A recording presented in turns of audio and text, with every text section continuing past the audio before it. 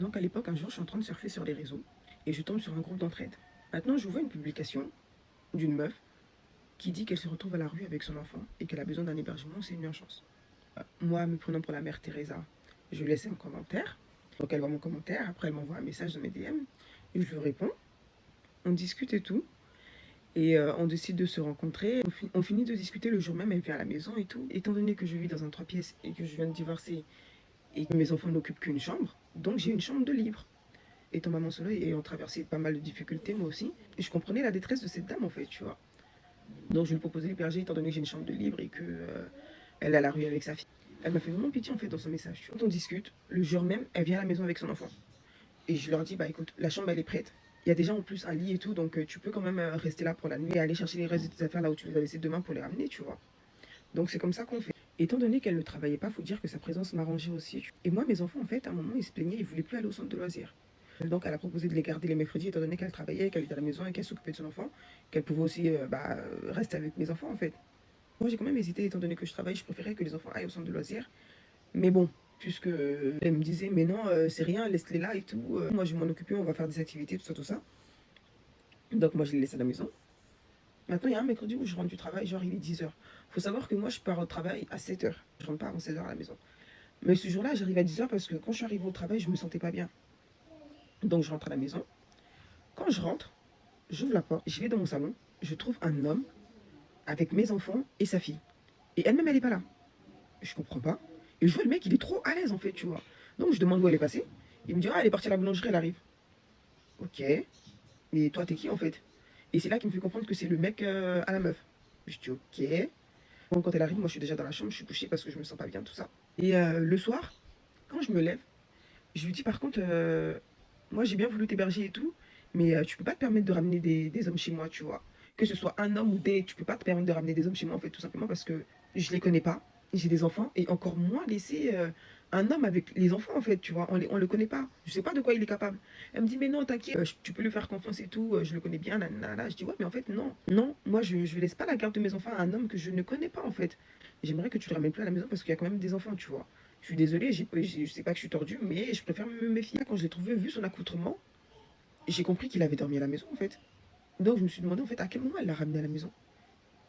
Mais comme moi je dors tôt, et quand je dors, et que je sors tôt aussi, bah j'ai vite conclu qu'en fait elle le ramène pendant la nuit en fait, pendant que je dors. Et franchement ça se voyait comment il était habillé, en plus il est parti prendre le petit déjeuner, lui il était en mode short et tout à la maison, genre il est trop à l'aise, il est trop chez lui en fait. Donc je lui dis je veux plus voir le mec à la maison et tout, encore moins le laisser seul avec les enfants et tout, ça se fait pas.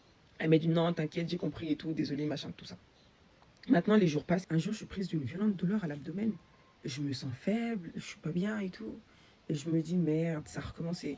Parce qu'en fait, il y a à peu près 20 ans, quand j'étais au collège, genre, je me sentais vraiment pas bien et tout. J'avais mal au ventre, j'étais pas bien. Jusqu'à j'ai commencé à vomir du sang. Je suis partie à l'hôpital. Et c'est là que j'ai appris que j'avais telle maladie et que ça nécessitait une opération. Donc, je me suis fait opérer. Après l'opération, les médecins m'ont fait comprendre que ça pouvait récidiver, mais que dans tous les cas, si j'avais des douleurs, des grosses douleurs, il fallait absolument que j'aille aux urgences, tu vois. Donc après l'opération, genre 5 ans plus tard, effectivement, ça a récidivé. Et après ça, j'ai eu des grosses douleurs 2 fois. Donc 2 fois, j'ai dû partir aux urgences. Mais après les traitements qu'ils m'ont donnés, ça fait plus de 10 ans que j'avais pas eu mal au ventre. Donc là, quand j'ai mal comme ça, je vais directement aux urgences de ma ville parce qu'entre-temps, j'ai déménagé. Avant, j'habitais dans une autre ville. Donc quand j'arrive aux urgences, j'arrive avec mon dossier médical, je leur explique la situation, je leur dis que j'ai telle maladie et que on m'a dit qu'en cas de douleur, il fallait que je vienne à l'hôpital et tout. Donc eux, ils prennent connaissance de l'histoire de la maladie et tout. Mais en fait, il faut savoir qu'on peut rien faire, à part me donner des calmants et surveiller si ça s'empire et du coup refaire une autre opération. Mais on peut rien faire en fait, à part me donner des antidouleurs. Quand ils prennent mes paramètres, ils voient quand même qu'au niveau de ma tension, ça va pas et tout, tu vois. Donc ils décident de me garder en observation. Mais les médicaments qu'ils m'ont donnés ont fait effet quand même, je ressens plus la douleur. Mais par précaution, ils décident quand même de me garder en observation. Et là, je me dis, heureusement que la meuf que j'ai hébergée, elle est là parce que c'est la première fois que je me retrouvais dans une situation comme ça, tu vois. Là, je suis hospitalisée, mes enfants, ils sont à la maison. Comment je fais? Étant donné que les enfants, ils doivent aller à l'école et tout. Donc, je me disais, Dieu merci. Donc, je passe 2 jours à l'hôpital. Et quand je rentre à la maison, ça va à peu près. Et genre, une semaine après, rebelote, j'ai encore mal au ventre. Encore cette même douleur. Je me dis, ah ouais. Je me dis, bon, comme la dernière fois, je suis partie à l'hôpital de ma ville, mais eux, ils ne me connaissent pas vraiment, donc vaut mieux que j'aille à l'hôpital là où je me suis fait opérer, là où ils ont vraiment mon dossier, tu vois, là où ils ont l'habitude de moi. Donc je vais là-bas, je leur dis, ah bah là ça recommence, j'ai mal au ventre et tout, je comprends pas, ça fait au moins 10 ans que j'avais pas eu mal au ventre et tout, nana, j'ai très mal. Donc comme eux me connaissent, ils font la même chose, et ils savent que moi je sais ce qu'il me reste à faire. Soit j'accepte de me faire opérer à nouveau, bah soit on pourra me donner que des antidouleurs en fait. Mais moi en fait je voulais pas me faire opérer parce que je me dis, je vais encore me faire opérer sachant qu'il y a des risques de récidive encore une fois. Je vais pas me faire opérer parce que franchement la douleur de ça, et en plus j'avais des petites douleurs de temps en temps, rien de bien méchant tu vois, à part ces 2 fois là où c'était vraiment très grave et j'ai dû aller à l'hôpital. Donc j'étais vraiment pas chaude en fait. Encore une fois, on me donne des antidouleurs, on me met en observation, tout ça. On me fait des analyses au niveau de mon ventre pour vérifier que le problème n'est pas si grave que ça. Et effectivement, ils voient rien de grave. Il y a une récidive, mais pas plus qu'il y a 15 ans en arrière. Donc ils me donnent juste des calmants pour ma douleur. Je retourne à la maison, même pas 2 semaines après, encore une violente douleur. Oh, mais cette fois-ci c'était vraiment violent, tu vois. Donc je retourne encore à l'hôpital, là où j'ai l'habitude de me faire suivre. Et le médecin me dit, mais c'est bizarre, c'est pas normal que la douleur elle survienne comme ça, alors qu'on a fait des analyses et au niveau du ventre, on va dire que tout va bien, étant donné que ton état ne s'est pas empiré en fait. Donc là, il décide de me faire des prises de sang pour voir ce qui ne va pas. Étant donné qu'en plus des douleurs, j'ai clairement l'air de mourir en fait, mes paramètres sont pas forcément bonnes. Et il voit bien que je suis faible et que tout ça n'a rien à voir avec les signes cliniques de ma maladie de base, tu vois. Donc il est quand même inquiet.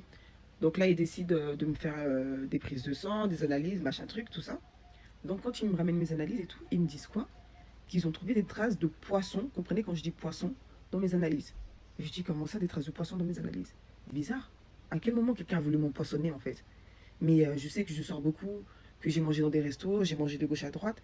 Donc franchement, je comprends pas ce qui m'arrive. Comment ça, des traces de poisson dans mes analyses? Hum. Et je me dis, c'est bizarre ça quand même. Ils me donnent des médicaments en fonction de ça. Donc quand je rentre à la maison, je dis quand même, je vais faire attention, je vais arrêter de manger de gauche à droite dehors parce que là, je sais clairement pas ce qui m'arrive en fait, tu vois. Je rentre à la maison, même pas une semaine après. Une grosse douleur, mais cette fois-ci c'était tellement violent. Je commence à vomir, je me sens faible, je suis pas bien. Je me dis, mais c'est bizarre, je vais à l'hôpital. Encore une fois, ils me disent encore la même chose. Qu'ils ont retrouvé encore des traces de ce truc-là encore. Sachant qu'avant de me relâcher la dernière fois, le taux n'était pas aussi élevé. C'est là que tout fait tilt. Parce que je me dis, mais attends, depuis mon hospitalisation, je suis pas sortie. J'ai mangé que à la maison. Et justement, je voulais tellement faire attention, j'ai mangé que à la maison. Donc là, je me suis dit, en fait, il peut y avoir qu'une seule personne qui fait ça. C'est cette personne que j'héberge, en fait. Donc je reste à l'hôpital. Là, je reste un peu plus longtemps quand même à l'hôpital. Quand je reviens, je décide de la surveiller. Donc j'en parle à mon ami. Et là, il a l'idée qu'on installe des caméras espions, tu vois, pour voir ce qui se passe derrière moi quand j'ai le dos tourné. Donc, il a eu l'idée d'installer une petite caméra discrète dans la cuisine et dans le salon. Dans le salon, en fait, c'était intégré dans un vase un peu phasé et tout, tu vois, genre, genre le pot avait des yeux et les yeux, en fait, c'était des caméras. Donc, comme j'étais quand même pas sereine, je décide d'aller faire quelques jours chez ma soeur, mais je laisse quand même les caméras actives. Un jour, on décide de regarder les images de la caméra. Qu'est-ce qu'on voit? La meuf, elle a ramené son gars à la maison, alors que je lui avais dit de ne pas ramener le mec à la maison, en fait. Elle l'a ramené à la maison, et au moment de partir, le mec, il voulait rester. Elle lui dit non, mais là, ça va pas être possible parce qu'elle est pas à l'hôpital, là, elle est chez sa soeur, donc à tout moment, elle peut revenir, en fait, tu vois. Donc, il lui dit, mais comment ça se fait? Il dit, mais toi aussi, je t'ai dit, mais bien, c'est toi qui mets pas bien la dose et tout. Si tu mettais bien comme il fallait, elle resterait plus longtemps à l'hôpital, on aurait plus de temps ensemble. Attends, moi-même, ma maison que je paye. Vous préférez me savoir à l'hôpital, vous préférez me savoir morte pour pouvoir profiter tous les deux chez moi. Donc avec ces enregistrements-là, et étant donné que c'est mon domicile, ma soeur et moi on débarque. On lui dit de prendre ses clics et ses claques et de se barrer en fait. Mais je m'arrête pas là. Je vais au comico, je vais porter plainte. Elle a été convoquée et tout. Et c'est pas la meuf quand elle va là-bas en fait. Plutôt que de simplement assumer ce qu'elle a fait, elle va leur raconter que moi je lui, que moi, je lui ai sous-loué la maison, que moi je perçois de l'argent que je ne déclare pas. Sachant que depuis qu'elle était là, sur des mois, une seule fois elle m'a donné 200 E. Une seule fois. 200 E, c'est le prix d'une chambre. Même si je louais une chambre, est-ce que 200 E, c'est le prix d'une chambre? Je ne demandais rien parce que je savais très bien qu'elle travaillait pas, tu vois. Elle m'a donné 200 E et j'ai accepté. Et franchement, pour tout vous dire, je voulais même pas prendre, mais je me suis dit, si je prends au moins, elle aura quand même l'impression de participer, tu vois. Donc je comprends. Et là, toi, tu te fais pète parce que ton connard de copain et toi, vous essayez de m'empoisonner juste pour profiter de chez moi. Et tout ce que tu trouves de mieux à faire, c'est d'aller me faire passer pour la meuf qui sous-loue des chambres et qui déclare pas, en fait. En tout cas, depuis ce jour-là, la charité pour moi s'arrête à aider financièrement. Si je peux, je donne, ça s'arrête là.